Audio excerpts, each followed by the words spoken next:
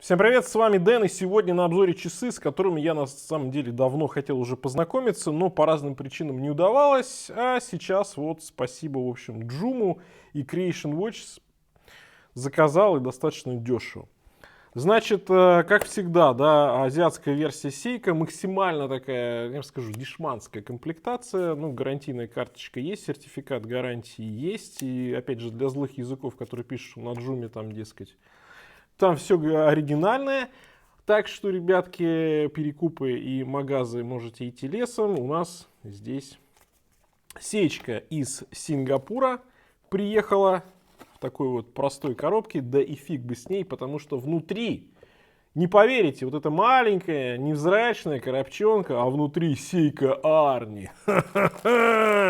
Seiko Arni, давненько я хотел с этими часами познакомиться, поиграться, простите меня за выражение. Кстати, здесь вот промокодик, да, на 3 дня на 10% Joom, но выбирайте Creation Watches. Все контакты, все ссылки оставлю в описании к этому ролику. Потому что магаз проверенный, и там на Джуме, сами понимаете, магазов много. Опа! Вот это красавчики! А, Seiko Arni, как вы любите, четко в метки попадает. Красота. Сейчас я... А хотя, что тут снимать? Тут снимать-то нечего. Тут сверху пленок нет, а вот здесь есть, и мы их с вами снимем.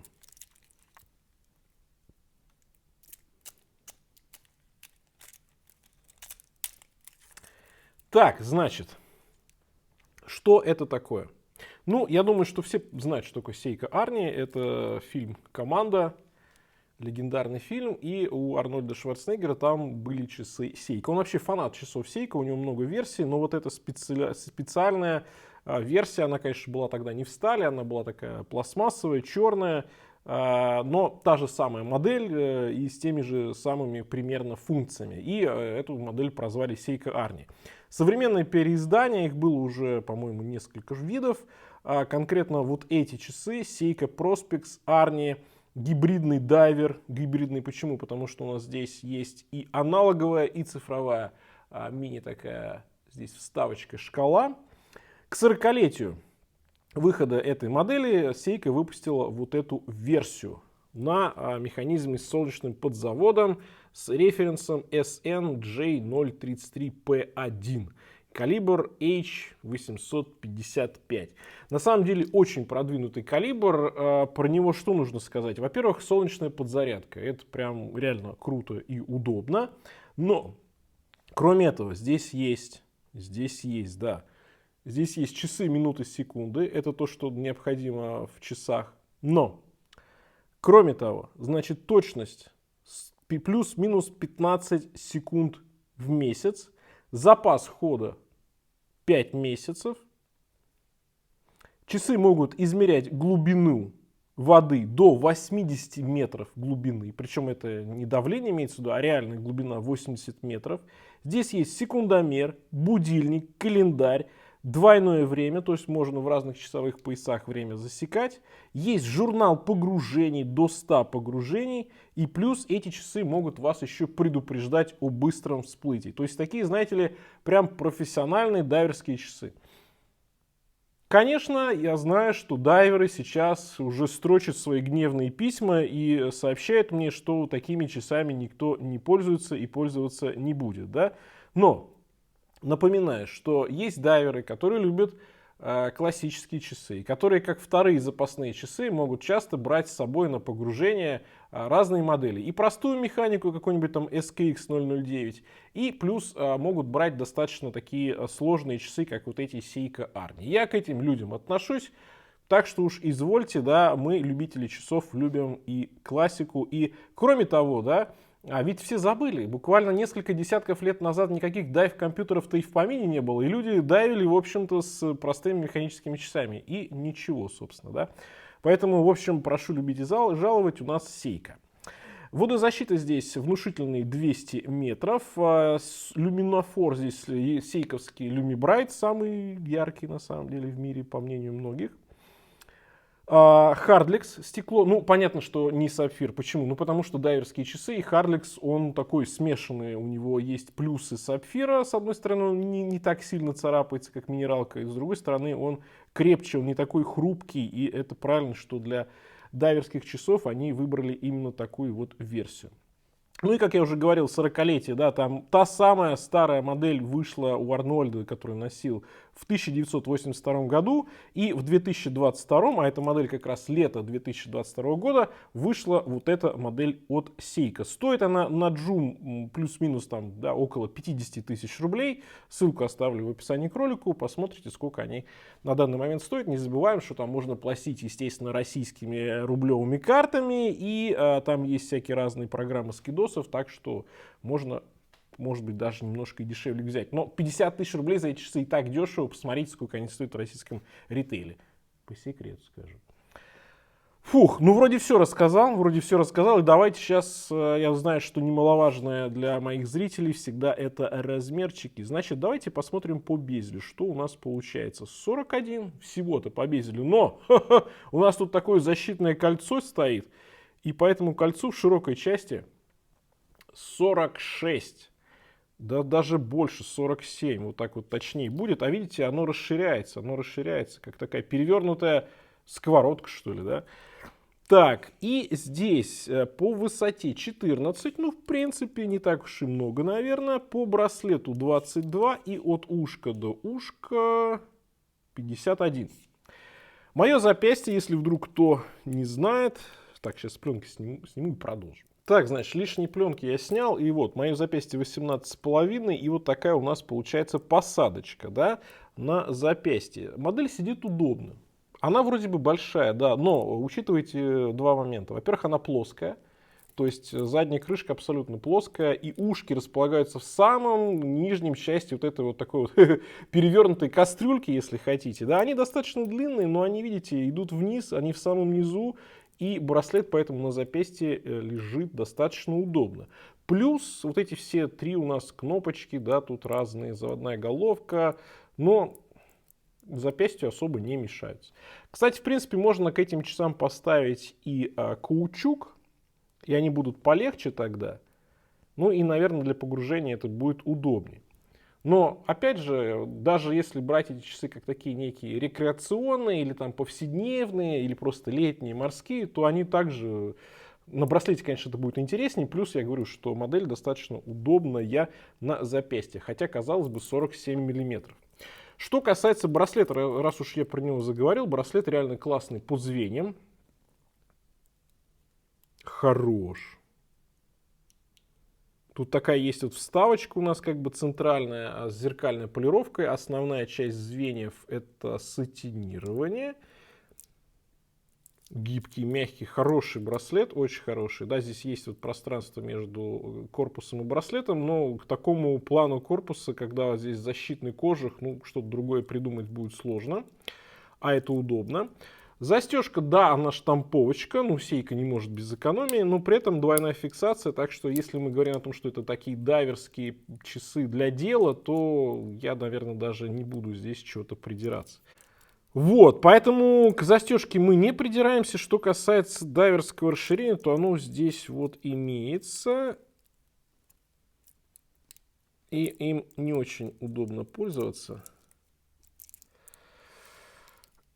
Оно вот здесь есть на примерно сантиметр удлиняет. Да, но видите, немножко такая конструкция. Хлипковато, я бы сказал, и не сделать ее поменьше.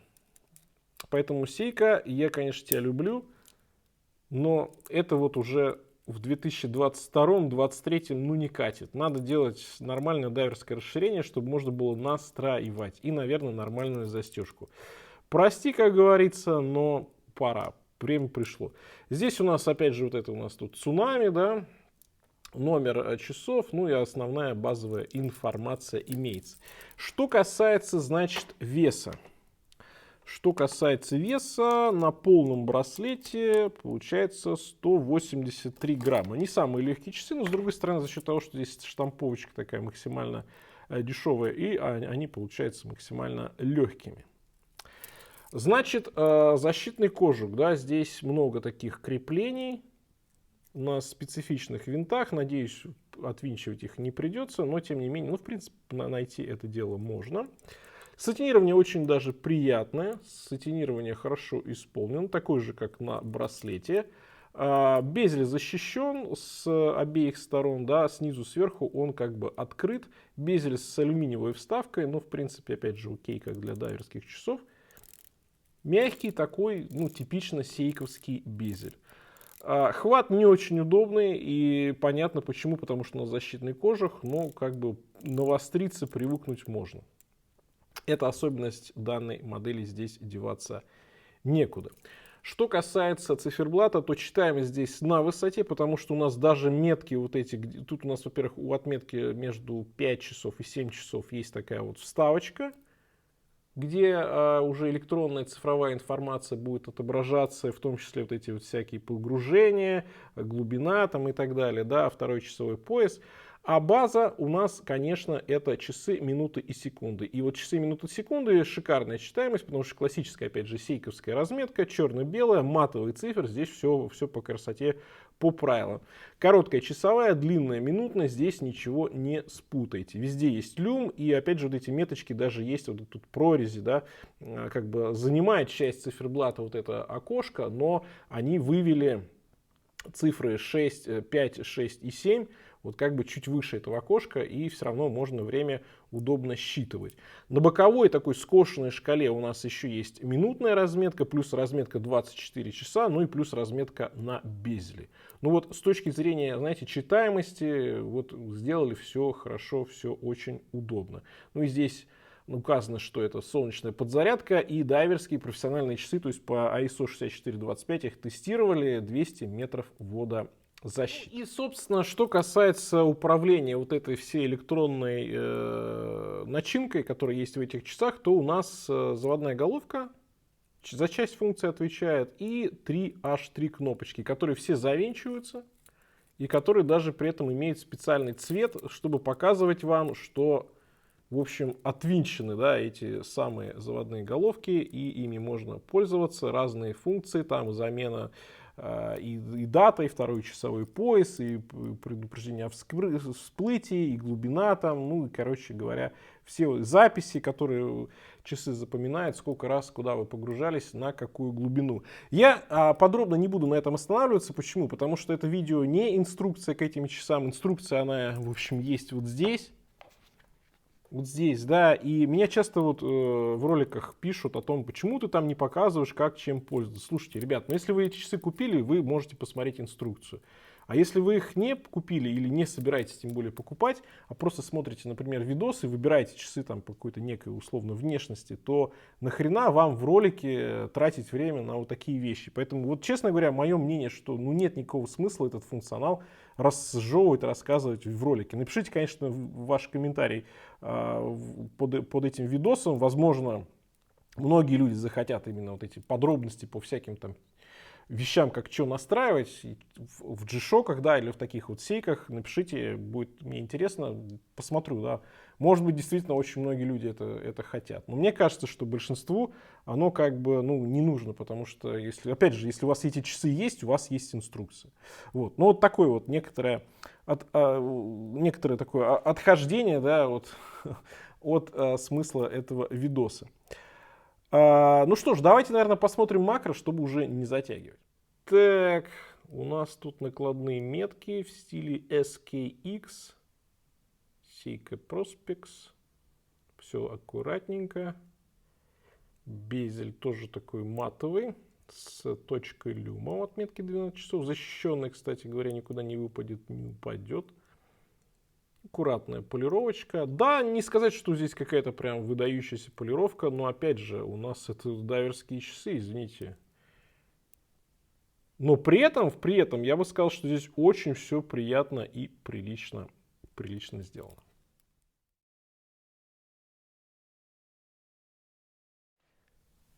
Ну и что скажу по итогам? Эти часы, как мне кажется, нужно рассматривать с двух позиций. Первое, это если вы берете себе просто часы на каждый день, просто такие, знаете, оверсайз, маскулинные, дайверские, с кучей функционала, прикольный, необычный, Seiko Arni, брутал такой. Мне кажется, что вот, опять же, для такого плана стиля, одежды, повседнева эти часы прекрасно подойдут. И с другой стороны, эти часы можно брать как действительно некие вторые часы для погружений. И здесь тоже огромный функционал. Здесь все по красоте, по правилам сделано. Опять же, почему бы нет? И плюс, опять же, из всего этого вытекает что? Что если вы, с одной стороны, дайвер, с другой стороны, вы эти часы можете носить в обычной жизни, по-моему, это тоже прикольно. Мне модель безумно понравилась. Честно говоря, я ее очень часто видел и на обзорах, и на картинках, и в магазинах. И всегда думал, ну, какие-то они, может быть, слишком крупные, да, а вот когда я их взял в руки, когда я их реально сам заказал, посмотрел, познакомился, в руках потискал, что называется, мне эта модель прям безумно зашла. Ну, понятно, что я любитель, конечно, огромный любитель, поклонник и дайвинга, и дайверских часов, и поэтому у меня их, наверное, больше всего в коллекции. Слушайте, но эта модель реально производит впечатление очень серьезных, продуманных, качественных часов, таких вот часов-инструментов, да, и в целом за этот функционал, за это качество, за Seiko цена, как мне кажется, ну на Джуме, естественно, не в ритейле, просто весьма и весьма адекватная. На этом все. Всем пока. С вами был Дэн. Увидимся.